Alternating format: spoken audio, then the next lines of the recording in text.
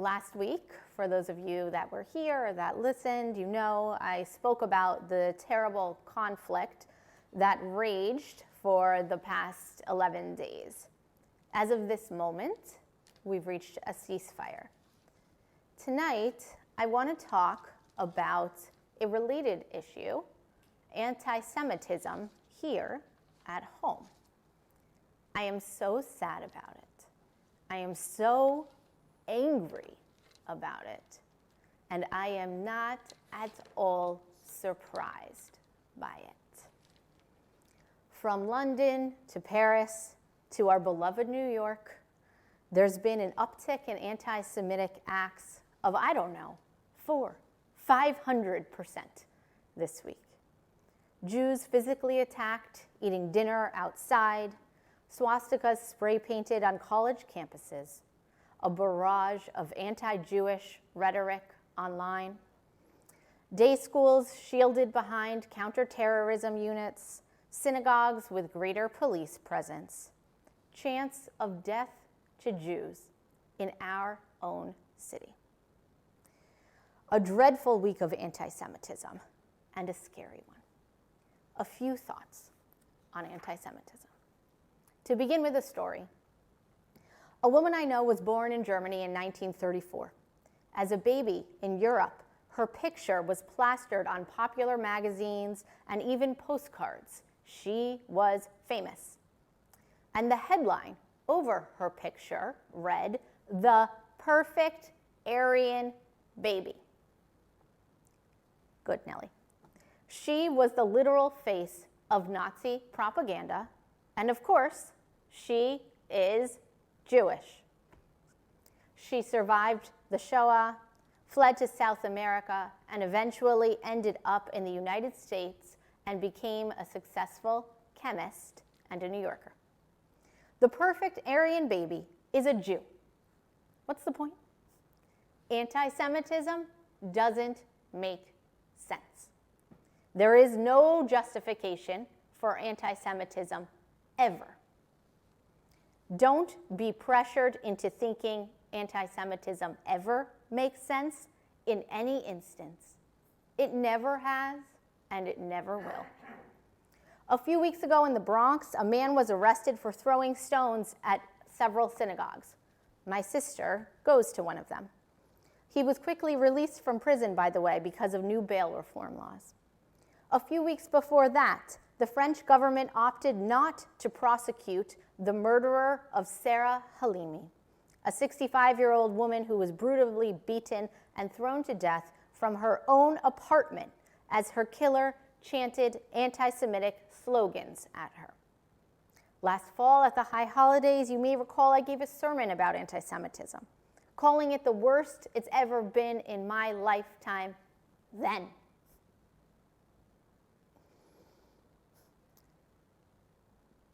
And the worst it's ever been in your lifetime. And anti-Semitism has been back, and it is back. It's worsened and exacerbated when there is a conflict in Israel, but let me state clearly again, there is no justification for anti-Semitism, ever. Anti-Semitism is as wrong as racism. It is as detestable as homophobia. It is a dangerous, depressing, and sometimes deadly trend. And yet, a statistical study reveals that half of Americans ages 18 to 29 don't know what the word anti-Semitism means. We all need to talk about it more. So let's start right now. First, a definition. The main idea behind anti-Semitism is that whatever the problem is in a given culture, Jews are the reason behind the problem. It's a unifying theory of everything. No matter what the problem is, at any given time, in any given place, anti-Semitism posits that Jews are the cause. Under communism, the far left, Jews were sometimes considered shameless capitalists. Under Nazism, the far right, where Nazis were obsessed with racial purity, Jews were accused of course, being the race contaminators. During the bubonic plague, Jews were accused of causing the plagues by poisoning the wells. During the medieval period in Spain, when Christians were forbidden by the church to lend money, Jews were accused of controlling the economy. Anti-Semitism is that. Jews are the source of the problem, the root of the evil. It doesn't really matter what the problem is. We are the worst, the most racist, the least humane. Whatever the worst thing you can be in a given society, that's the Jews. Blaming the Jews solely for the ills of the day leads to statements like this. If only the Jews would, fill in the blank, then the problem would be solved. If only Jews would stop poisoning the wells, the plague would disappear. If only Jews would stop controlling the banks, my financial problems would be solved. If only Jews stopped existing, my race would be pure. That is the definition of anti-Semitism. Take a societal problem, blame it on the Jewish people and the Jewish people alone. Solve your problems by exiling the Jews, making laws against us, shaming us, or worst of all, through murder. And yet so many of us still try to use logic to understand anti-Semitism. Something about it has to make sense, right? There must be some truth to these ideas. Sometimes we tell ourselves, maybe I did something wrong, or maybe I did something not right enough. Maybe I am part of the problem. And we do that because we are logical. But anti-Semitism is the opposite of logic. It's unwinnable, nonsensical, and contradictory. Think about the whiplash that we've experienced. Once, not that long ago, anti-Semitism made us mark ourselves to be identified, humiliate us with the yellow star sewn onto our clothes. Now, anti-Semitism is trying to force us to go unmarked. Don't wear that kippah on the streets of Paris or Brussels or Brooklyn. You could be attacked, which of course happened this week. So which is it? Another example. Once we were historically hated for being a nationless nation, a wandering people with no home. Just get the Jews out of Europe and all our problems will be solved. But now, Jewish nationhood is often portrayed as the one and only source of all evil. If only Israel would blank, then all the problems of the Middle East would be solved. I am not diminishing Israel's role in the conflict itself. Of course, like all countries, Israel is responsible for itself and how it acts. But I am deeply suspicious of the notion that if Israel simply disappeared, that the Middle East problems would all be solved. It is a sickness. Jews are not the source of all evil in the world. It's an old idea that's found a troublingly palatable new frame, and I'm tired of it. But logic and anti-Semitism don't coexist. I want to talk about something else that you may not be thinking about, which is Holocaust denial. Holocaust denial is one of the core modern expressions of anti-Semitism, and there's a spectrum of denial.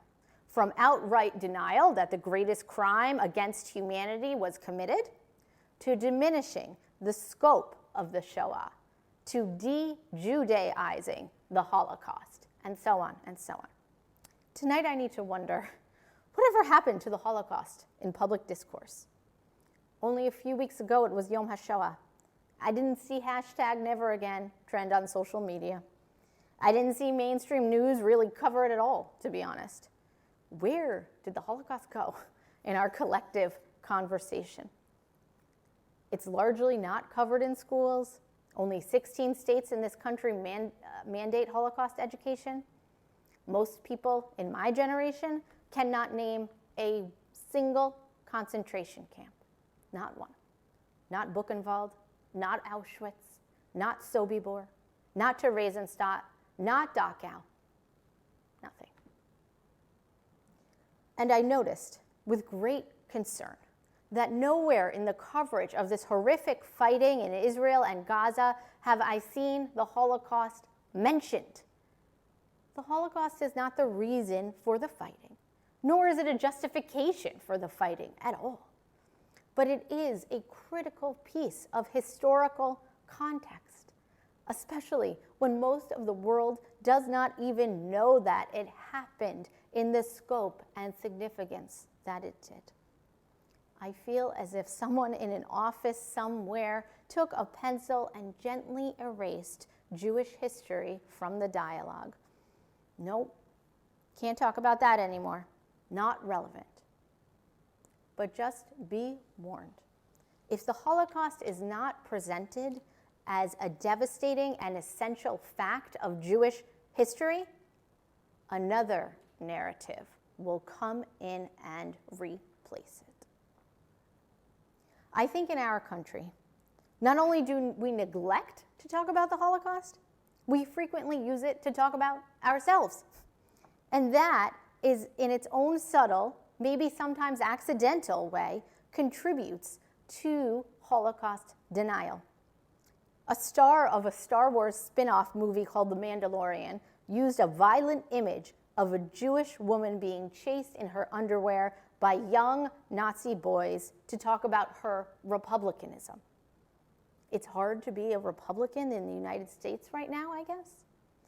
A different actor from The Mandalorian, and I don't know what it is with this movie, compared Jewish prisoners in a concentration camp to children on the Mexican-American border. Vegetarians coined the term Holocaust on a plate to serve their cause.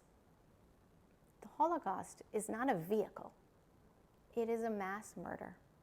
It is why the Jewish population is so minuscule. It is why so many Jews are in Israel. It is one of the reasons why Jews must never cede the right to have one Jewish country. Diminishing the Holocaust, analogizing it for personal gain, lays the groundwork for denial. Erasing Jewish history is a threat to the Jews.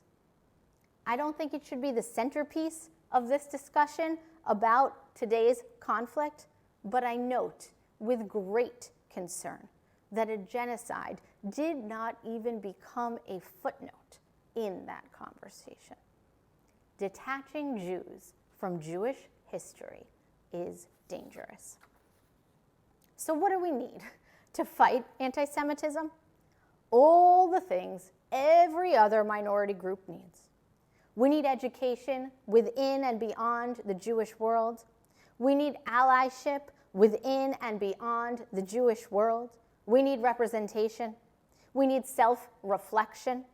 We need nuance and knowledge, not infographics, hysterics, and hashtags. We all need to stand up and call out anti-Semitism when we see it. I know it's scary. I know it's unpleasant. But I also know we can each be an upstander for our people. Oseh shalom bimromav, hu ya'aseh shalom aleinu. May the maker of peace grant peace to us and to all humankind. Shabbat shalom.